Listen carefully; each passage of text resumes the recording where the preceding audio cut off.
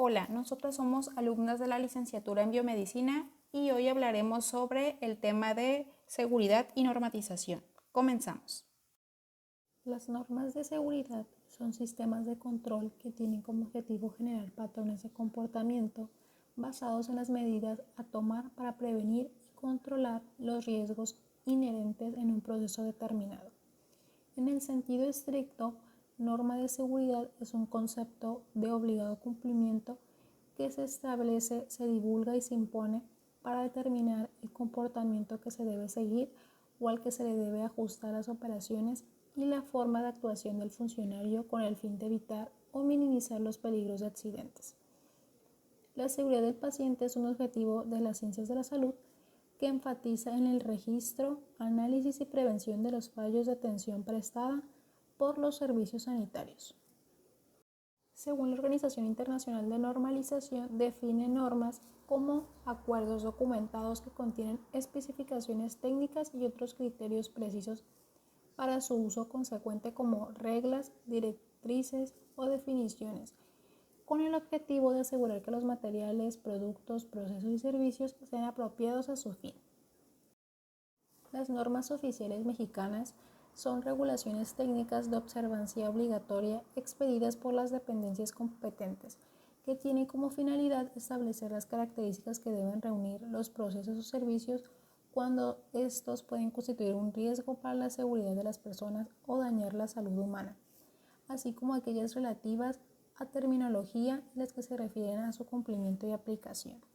Entre las normas más importantes relacionadas a este tema tenemos a la norma 004-1999, la cual nos dice sobre sistemas y dispositivos de seguridad en maquinaria. Siguiente tenemos a la 017-2008, la cual se refiere a equipo de protección personal. La 030-2009 está relacionada a servicios preventivos de seguridad y salud. La 026-2008 trata de colores y señales de seguridad y la 20-2002 es de recipientes sujetos a presión y calderas. Sistema Nacional de Normas, Calidad y Certificación.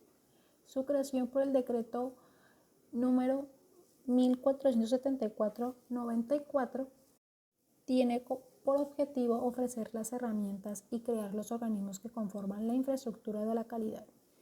Permite a las empresas contar con instrumentos confiables para certificar sus sistemas de calidad, productos, servicios y procesos a través de un mecanismo que cuente con los organismos de normalización, acreditación, certificación, laboratorios y personal, operando de conformidad con las normas internacionales vigentes. Continuamos con los elementos de seguridad en la salud. Existen tantos equipos para protección del personal de salud con situaciones riesgosas, y cada uno tiene su propia y adecuada forma de uso. Los equipos para protección del personal descritos a continuación son los de uso más común y evitan el contacto entre agentes infecciosos. En primer lugar, tenemos a los guantes. Los guantes son el tipo más común de equipo para protección del personal que trabaja en procedimientos relacionados con el cuidado de la salud. Se debe usar guantes siempre que se prevé algún contacto con sangre, fluidos corporales, secreciones, excreciones y objetos contaminados, para evitar tocar membranas mucosas y pieles expuestas, así como para manipular drogas principalmente con quimioterapia. Las recomendaciones para usar los guantes son: verificar la composición de los guantes en aquellos casos de personas con alergia al látex. Siempre se debe lavar las manos cuando se vayan a utilizar guantes esterilizados principalmente. Los guantes no deben quedar ni muy sueltos ni muy ajustados. Deben ajustarse a la mano del usuario en forma confortable. También se deben lavar bien las manos después de retirarse los guantes. Y nunca se deben compartir, lavar o reutilizar guantes médicos. Batas. Las batas actúan como barrera entre el personal de salud y los pacientes o fármacos peligrosos o materiales de desecho, especialmente en relación con la protección de la vestimenta. Las batas deben cubrir por completo el torso y los brazos, ir a la medida del usuario y poseer mangas largas que llegan hasta la muñeca, en forma confortable.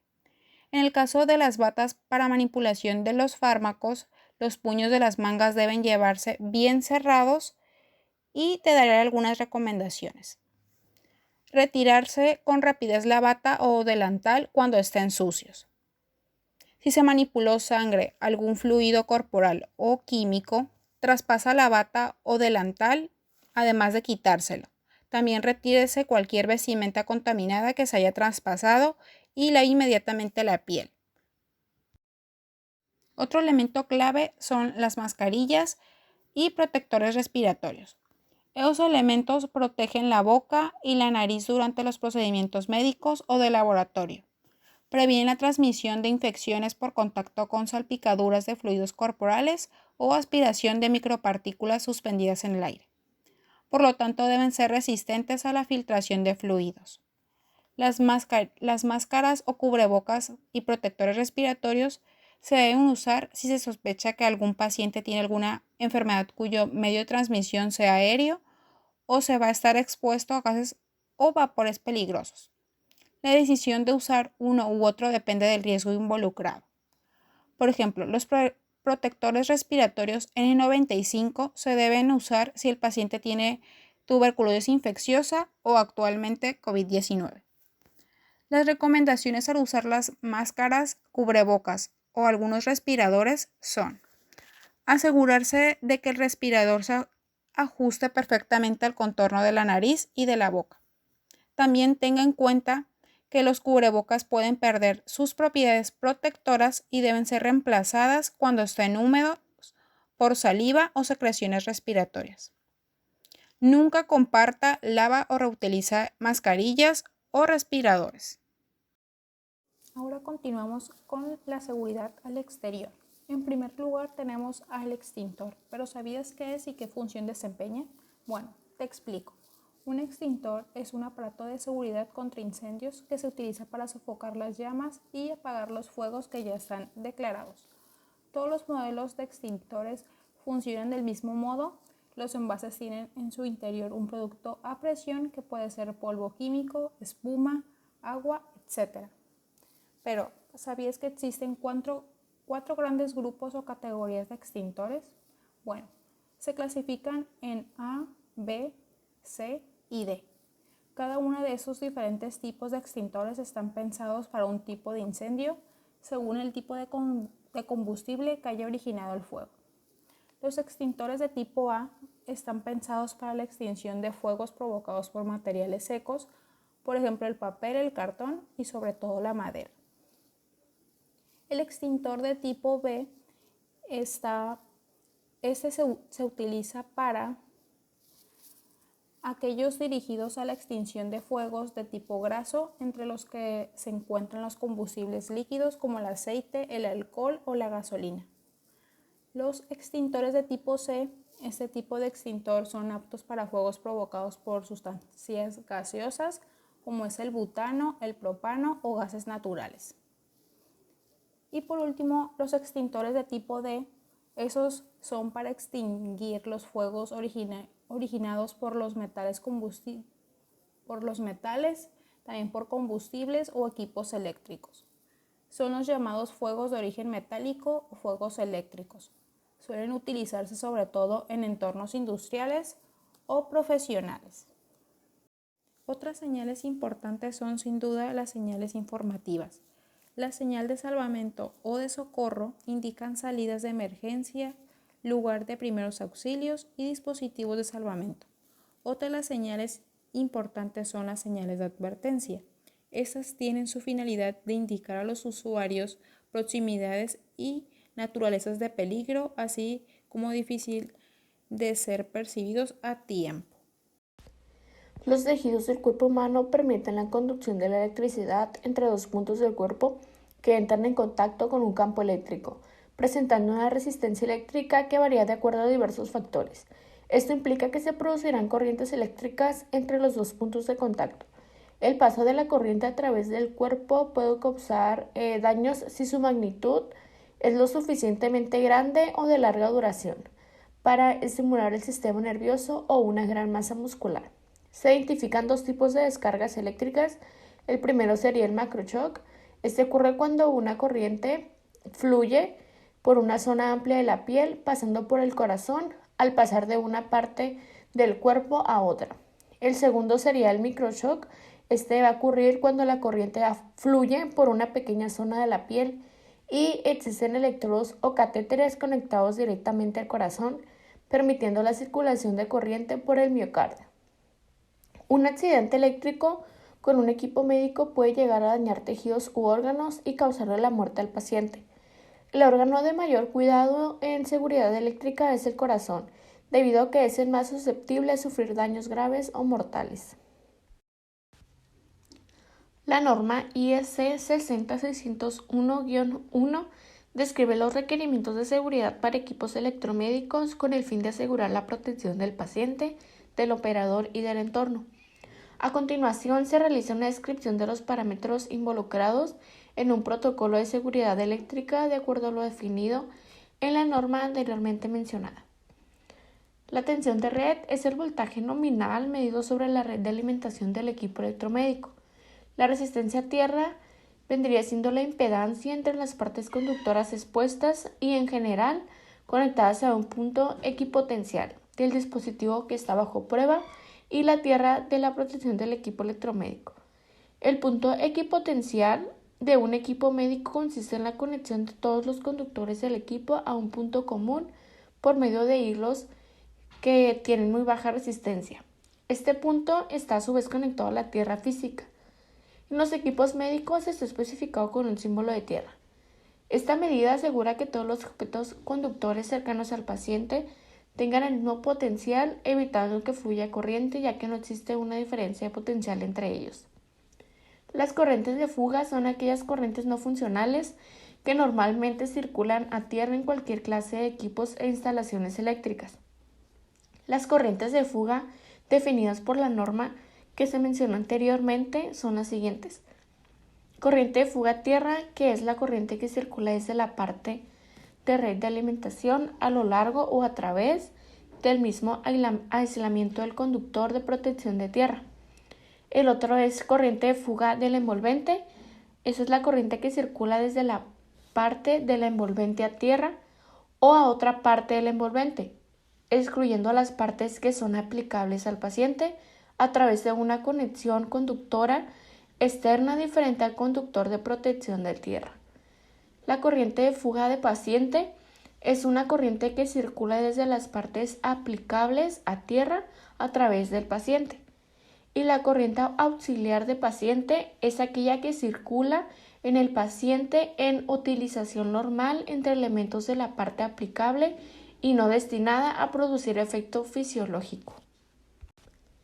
Desde el punto de vista eléctrico, los equipos están clasificados en una clase y en un tipo.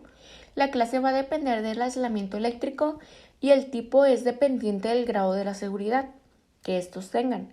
Estas clasificaciones dependen de si la alimentación es interna o externa. En alimentación externa depende de la protección a tierra que tenga el equipo del lado de la alimentación. La clase 1 va a incluir conexión de las partes conductoras accesibles a la protección a tierra.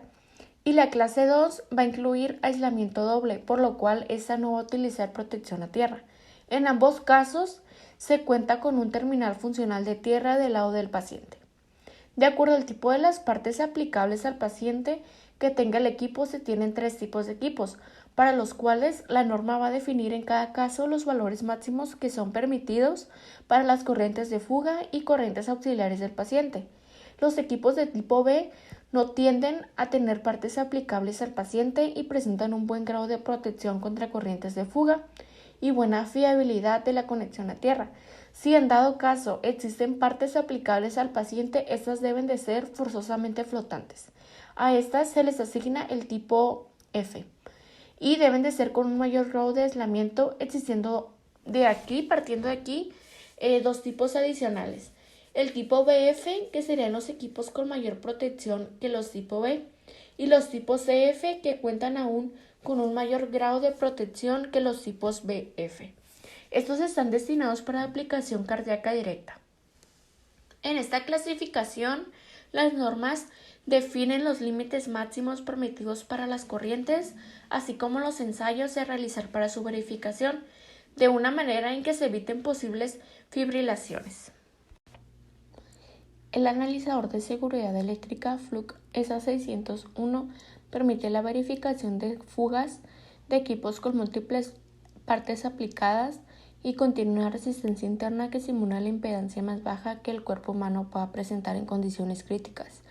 Además, es un equipo diseñado para verificar la seguridad eléctrica en equipos electromédicos de acuerdo a estándares internacionales como lo son el ANSI y el IEC. El concepto de normas de calidad hace referencia a un conjunto de estándares cuyo fin es establecer los requisitos mínimos necesarios para garantizar la calidad. Por el decreto número 1474 se creó el Sistema Nacional de Normas, Calidad y Certificación. Este mismo decreto establece que la Secretaría de Industria es autoridad de aplicación del Sistema Nacional de Normas, Calidad y Certificación, por el cual se crea el organismo de acreditación. El organismo de acreditación debe ser una entidad sin fines de lucro e integrarse y funcionar de acuerdo con lo establecido en las normas del sistema. Clasificación del equipo y material biomédico. Los distintos equipos y materiales biomédicos o EMB se clasifican de acuerdo con el riesgo al que puede ser expuesto el paciente. Dicha clasificación es de gran importancia al momento de gestionar el registro sanitario y por eso se recomienda realizar este trámite con profesionales expertos en el área médica. En la clasificación de los EMB se toman en consideración áreas de peligro potencial que incluye el grado de invasibilidad, el tiempo de contacto del EMB con el cuerpo, el sistema corporal afectado y si tiene efectos sistémicos o locales. Un EMB invasivo usualmente es considerado de mayor riesgo que su equivalente no invasivo. Por ejemplo, hay monitores de presión invasivos y no invasivos. De forma similar, los equipos y materiales biomédicos que tienen un tiempo de contacto prolongado que afectan con órganos vitales como el corazón o las grandes arterias, o que tienen efectos sistémicos, son asignados a categorías de riesgos mayores. De acuerdo con su nivel de riesgo, los EMB se clasifican en 4 categorías o clases, ubicando aquellos de menor riesgo en la clase 1 y los de mayor riesgo en la clase 4. Comenzamos con la clase 1. La clase 1 es la categoría que comprende los EMB de menor riesgo y cumple con las siguientes características. Los EMB no invasivos que se ponen en contacto con la piel o mucosa dañada y que se usa como barrera mecánica para la comprensión o absorción de exudados. También los EMB no quirúrgicos invasivos no conectados a un equipo médico activo y que son usados hasta por 60 minutos de tiempo continuo. También tenemos a los EMB invasivos que penetran al cuerpo por la cavidad oral o nasal hasta la faringe o el conducto auditivo externo hasta el tímpano. Seguimos con la clase 2, que esos comprende el equipo y material biomédico. Esos cumple con las siguientes características. Tenemos a los EMB invasivos, que esos pueden penetrar al cuerpo a través de un orificio corporal o que estará en contacto con la superficie del ojo. También son todos los condones de látex. También tenemos que los EMB no invasivos, esos pueden ser usados para almacenar o canalizar gases, líquidos, tejidos o fluidos corporales con el propósito de ser introducidos al cuerpo por medio de infusión u otra vía de administración. Y también tenemos que todos los EMB no invasivos que han sido diseñados para estar en contacto con la piel dañada, excluyendo todos los que se utilizan como barrera mecánica para la comprensión o la absorción de exudados. Y siguiendo tenemos a la clase 3, que esos incluyen el equipo y material biomédico que cumplen con las siguientes características. Aquí se incluyen a los EMB invasivos quirúrgicos usados para ser absorbidos por el cuerpo o que va a permanecer en el cuerpo por al menos 30 días consecutivos. También tenemos a los EMB invasivos o implantables que esos permanecen en el cuerpo o están en contacto con la superficie del ojo al menos por también 30 días consecutivos. Y los EMB invasivos que es presentado al público para prevenir la transmisión de agentes infecciosos durante la actividad sexual o la reducción del riesgo de las mismas. Y por último tenemos a la clase 4, que aquí se trata de la categoría de mayor riesgo. En la clase 4 comprende el equipo y material biomédico que esos cumplen con las siguientes características. Tenemos a los MB quirúrgicos invasivos, que son usados para diagnosticar, monitorear, controlar o corregir un defecto del sistema cardiovascular central, del sistema nervioso central o del feto dentro del útero. También tenemos a los MB no invasivos, que son usados para modificar la composición biológica o química de la sangre o de otros líquidos o fluidos corporales con el propósito de ser inducidos dentro del cuerpo humano por infusión u otra vía de administración, cuyas características hacen que durante el proceso de modificación se puede introducir una sustancia extraña en concentración potencialmente peligrosa. Y también tenemos a los MB activos para terapia. Ellos son usados para administrar o intercambiar energía desde o hacia el cuerpo, que sean usados para el control, tratamiento de la condición de un paciente a través de un mecanismo de autocontrol, que puede ser potencialmente riesgoso tomando en cuenta pues, la naturaleza de la administración o el intercambio, la intensidad de la energía y la parte del cuerpo involucrada. Los equipos biomédicos permiten brindar una atención completa a los pacientes y así evitar cualquier tipo de desgracia. A continuación te mencionaré 3 equipos biomédicos mayormente utilizados. Tenemos a la bomba de infusión. Este es un equipo electrónico utilizado para la administración de medicamentos o nutrientes vía intravenosa e intrarraquídea. Se requiere el uso de este equipo biomédico para mantener una adecuada hidratación en el paciente, disponer de un acceso venoso para la administración de fármacos en procedimientos de diagnóstico o terapéuticos. ¿Pero sabías cuáles son las recomendaciones durante su uso? Bueno, la bomba de infusión debe mantenerse siempre conectada a la fuente eléctrica y solo podrá desconectarse cuando el paciente reciba las indicaciones de poder caminar. También podrá desplazarse del cuarto o los pasillos de la clínica mientras esté conectada y la bomba siempre tiene que contar con batería incorporada y un soporte rodante que le permita moverse con facilidad. Si la bomba de infusión emite una alarma acústica, debes avisar a un enfermero o encargado técnico, puesto que esto indica que existe algún problema. Cama clínica o eléctrica. Las recomendaciones durante su uso. La cama clínica debe mantenerse siempre conectada a la fuente eléctrica y solo podrá desconectarse cuando se trate de un traslado del paciente. La cama debe mantenerse siempre con los frenos activados. Se presiona el pedal rojo ubicado en las ruedas y solo podrá desactivarse los frenos cuando se traslade al paciente. También se debe de mantener las barandas laterales elevadas durante todo el tiempo que el paciente esté acostado.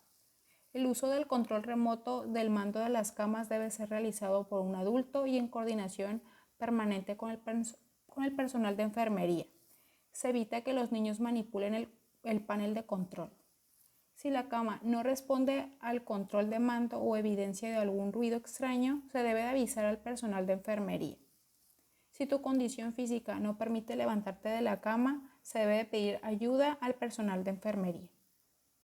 Por último tenemos al oxímetro. Este es un equipo que mide los niveles de saturación del oxígeno en la sangre y monitorea la frecuencia cardíaca a través de la colocación de un sensor en el dedo o en el lóbulo de una oreja. Los rangos varían de acuerdo a la edad, la actividad física, algunos medicamentos y el diagnóstico médico. Pero, ¿cuáles son sus recomendaciones durante su uso? Bueno, para el uso adecuado del sensor se debe retirar esmaltes de uñas y así también como aretes. Si sus manos están frías, el oxímetro no realizará un control adecuado, por lo cual emitirá una alarma acústica o un destello de luz. Por favor, no te alarmes. Muchas gracias por llegar hasta el final de este video. Recuerda, si te gustó, dale like y comenta.